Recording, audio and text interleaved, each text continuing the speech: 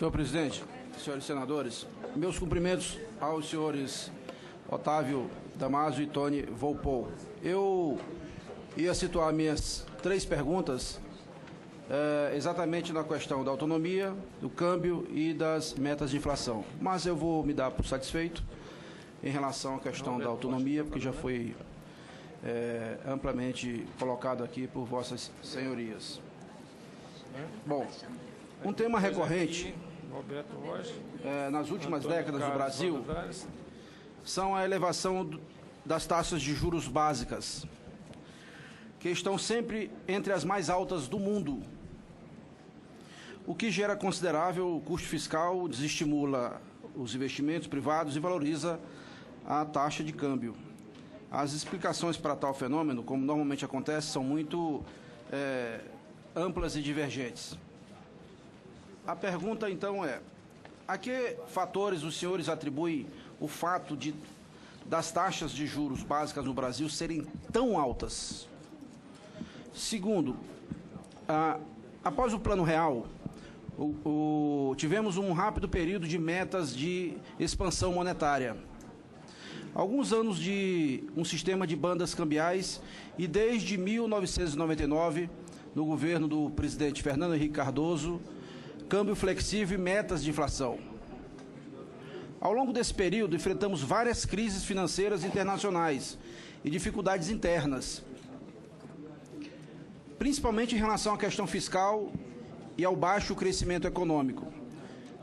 Os senhores acreditam que o sistema de metas de inflação deva passar por algum tipo de ajuste, tais como adotar um núcleo de inflação, ter horizonte de referência para meta superior a 12 meses, adotar também metas de crescimento econômico, reduzir o intervalo de tolerância para a inflação ou outros ajustes que possam aperfeiçoar o sistema?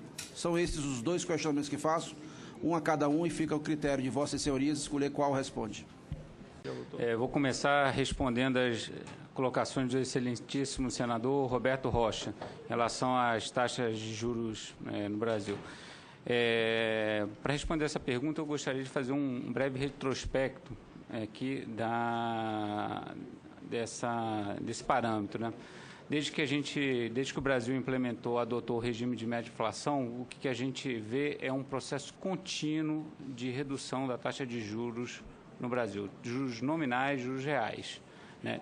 Isso não significa que os ciclos foram abolidos. Naturalmente, dependendo da conjuntura, a taxa de juros tem que subir, dependendo da outra conjuntura, ela cai. Mas se a gente observar, a tendência dela é uma tendência de declínio, e é isso que a gente espera para frente, é isso que a gente precisa trabalhar para frente. Naturalmente, tem que olhar para algumas particularidades aqui do arcabouço institucional legal do Brasil, né? E eu acho que aqui a gente pode ter uma agenda também para rediscutir alguns pontos, porque o próprio resquício de inflação alta no Brasil ainda permanece, alguns componentes de indexação ainda permanecem na nossa economia. Isso dificulta um pouco o processo de uma convergência mais rápida, mas eu acredito que a gente está no caminho certo.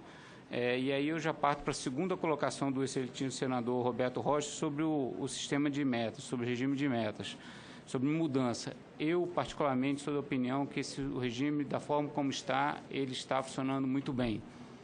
Aperfeiçoamentos no futuro podem ocorrer? Talvez possam ocorrer, a gente pode fazer esse debate.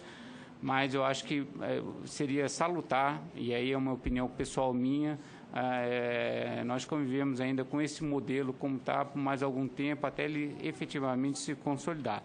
Como eu afirmei, ele é simples, transparente, faz aferição e tem flexibilidade também para absorver choques externos, choques de oferta ou choques de demanda. Então, na minha opinião pessoal, eu acho que o regime de metas é o regime adequado no âmbito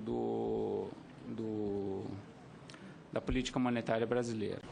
Obrigado, presidente. Começando pelas indicações do excelentíssimo senador Roberto Rocha, eu acredito que talvez uma das principais razões que o Brasil tem uma taxa de juros real bastante alta, na verdade, é a falta de poupança. Nós, como país, temos uma taxa de poupança muito baixa. Isso é claro quando a gente analisar a economia brasileira em relação a outras economias emergentes. Eu acho que isso tem uma fortíssima contribuição a elevar a nossa taxa de juros real. Então, tudo que pode ser feito, e aí uma agenda bastante ampla, que certamente envolve o Congresso Nacional e o Senado, para aumentar a taxa de poupança, eu acho que será um elemento crucial para baixar a taxa de juros real. Em relação ao sistema de metas, eu diria que várias dessas ideias podem ser debatidas, mas devemos perceber e realizar que o sistema atual já é flexível. E o exemplo disso é que o Banco Central está fazendo neste momento. O Banco Central determinou que quer levar a inflação ao centro da meta no final de 2016. Então, portanto, aceitando a situação econômica que o país está enfrentando, já conseguiu definir uma meta temporal que cabe à situação. Esse é exatamente o tipo de flexibilidade que o sistema já tem e eu acho isso bastante adequado.